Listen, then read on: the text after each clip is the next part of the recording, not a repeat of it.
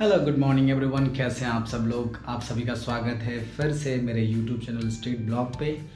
और मेरे एक भाई बंधु ने एक कमेंट किया था कि आप प्लीज़ जो हॉस्टल का रूम है उसका भी एक टूर दें कि कैसे वहाँ पे रहते हैं, क्या क्या चीज़ें हैं, क्या क्या मिलता है। तो चलिए आपको अपने रूम का मैं टूर देता हूँ।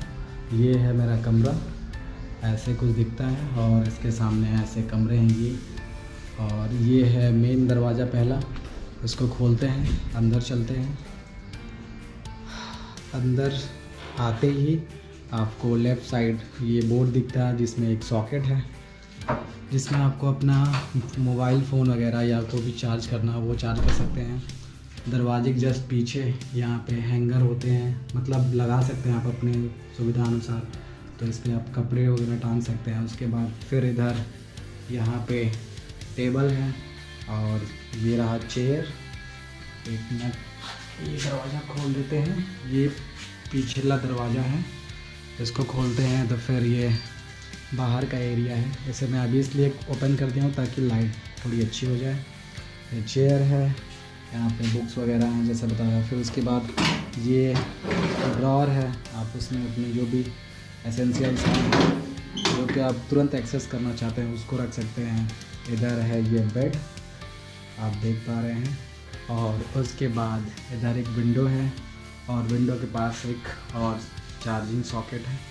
और विंडो आप ऐसे इसको खोलते हैं, अगर ये ऐसे विंडो खुल गई है। अभी तो ठंडी का मौसम है, अभी तो मौसम जो ये है ये ठंडी का है, तो वो मैं उसको बंद करके ही रखता हूँ।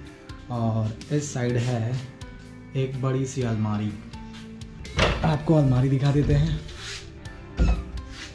ये कुछ ऐसे है, ये देखिए यहाँ पे ये पहला अपार्टमेंट है, ये रहा दूसरा, इधर ये तीसरा है और ये नीचे आपको किताबें दिखाई दे रही हैं। और इधर कपड़ा वगैरह टांगने के लिए है, जो कि मैं उतना अच्छे से रखता नहीं हूँ कपड़ा। मे भी किसी और का अगर कमरा होता तो और अच्छा रहता, और मैं थोड़ा सा इन सब मामलों में लेजी हूँ। ये यहाँ से क्लोज हो गया। और अगर आप चाहें तो इसमें भी लॉक लगा सकते हैं छोटा सा, अगर आपको मन करे तो। और उसके बाद ऊपर भी एक वो पोर्शन खाली है जिस पे कि आप अगर कुछ ऐसा हो जिसको यूज ना कर रहे हो, या अगर आपको चूहों वगैरह से बचाना हो तो उस पर रख सकते हैं। अब बात करते हैं ये जो रूम है इसमें आपको पहले से क्या क्या मिलता है। जिस चेयर पे मैं बैठा हूँ, ये चेयर और ये टेबल जो है और ये जो बेड है, ये जो बेड है, ये सारी चीज़ें आपको पहले से मिलती हैं और बाकी कुछ नहीं मिलता है। आपको लाइट बल्ब यानी फिर से ऊपर जो फ़ैन लगा है वो फ़ैन, और बाकी आपका जो बेडिंग वगैरह है, गद्दा, रज़ाई, तकिया, ए टू जेड सब आपको लेके आना पड़ता है। और जब आप कमरे से बाहर निकलते हैं तो ये छोटा सा स्पेस है यहाँ पे, ये ऐसे देखिए। और यहाँ पे भी एक चार्जिंग सॉकेट लगा हुआ है, अगर इन केस अगर बाहर कुछ लगाते हैं या जो भी आप यूज कर सकें। और बाहर का व्यू कुछ ऐसा है।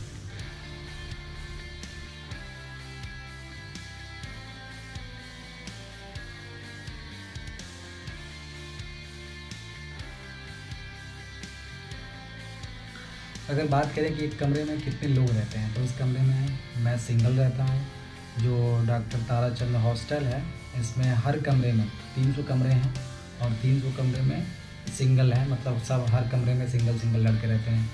और अगर बात करें ये हॉस्टल मिलता किसको है, तो ये हॉस्टल बस पीजी के स्टूडेंट्स को मिलता है, चाहे वो एमए में हो, चाहे एमकॉम में हो, चाहे एमएससी में हो, चाहे एमपीएड कर रहे हों या एलएलएम कर रहे हों, कोई भी हो। जब अगर वो पीजी के स्टूडेंट हों तो उनको ये हॉस्टल अलॉट होता है उनके रैंकिंग के हिसाब से। और अगर बात करें कि ये हॉस्टल की फ़ी कितनी पड़ती है पूरे साल की, तो पूरे साल हॉस्टल की फ़ीस है 15,000 रुपये, जिसमें कि आपका बिजली वगैरह, पानी वगैरह सब इंक्लूडेड रहता है। और लेकिन इसमें मेस इंक्लूडेड नहीं रहती है, जो मेस है उसका अलग से आपको पेमेंट करना पड़ता है और मेस की पेमेंट होती है 2400 रुपीज़ पर मंथ। तो आप जितने महीने खाएंगे उस हिसाब से आपको पेमेंट करनी पड़ेगी। ये तो आसान बात है, कोई उतना समझाने वाली बात है नहीं। जब फर्स्ट ईयर में आपको हॉस्टल अलॉट होता है, मैंने बताया कि आपको 15,000 रुपये फ़ीस डिपॉजिट करके हॉस्टल का अलॉटमेंट हो जाता है। उसके बाद जब आप नेक्स्ट ईयर सेकेंड ईयर में पहुंचते हैं तो आपको फिर से फ़ी डिपॉजिट करके आपको रिन्यूअल कराना पड़ता है। अगर स्पोर्ट्स की बात करें तो हॉस्टल में 3 चीज़ें उपलब्ध हैं, क्रिकेट है, वॉलीबॉल है और बैडमिंटन है।